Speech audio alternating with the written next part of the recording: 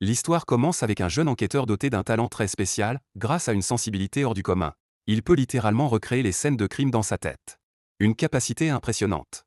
Mais un vrai poison pour son mental. Pour soulager cette pression, Will finit par quitter son poste d'enquêteur pour devenir professeur à l'université. Mais voilà qu'un jour, son ancien supérieur débarque en plein cours pour lui demander de l'aide. La ville est frappée par une série de meurtres sans aucun indice laissé derrière. La seule chose reliant les victimes? De jeunes femmes à la peau claire, belles et graciles.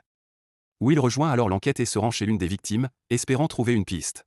Dans la chambre de la jeune femme, il découvre son corps sans vie sur le lit. Le légiste pense d'abord à une mort causée par des bois de cerf, car il trouve des traces de cervidés dans les blessures. Mais Will n'est pas convaincu, la viande de cerf possède des propriétés nutritives qui favorisent la guérison. Selon lui, le tueur essayait au contraire de réparer ce qu'il avait fait et une sorte d'excuse tordue, son chef-d'œuvre macabre. L'autopsie révèle finalement une mort par asphyxie, avec plusieurs blessures causées par des bois de cerf. Mais le détail le plus déroutant? Le foie de la victime a été retiré, puis remis à sa place. Will se plonge de nouveau dans l'esprit du tueur.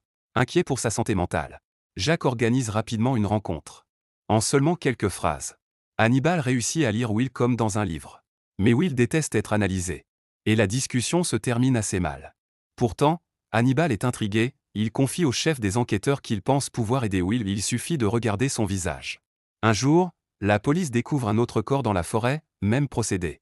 Le foie manquant, et la victime suspendue à des bois de cerf. Tout le monde pense qu'il s'agit d'un même tueur cherchant à les provoquer. Mais Will affirme que ce ne sont pas les mêmes criminels, l'un aime ses victimes et veut les garder près de lui. La peur de la perdre l'a poussé dans une folie totale. Le lendemain matin, Hannibal arrive chez Will avec un délicieux repas pour s'excuser de sa maladresse. Will accepte l'excuse, et ils repartent ensemble sur le terrain. Mais alors qu'ils s'apprêtent à repartir, Hannibal envoie un mystérieux message, « N'agissez pas ».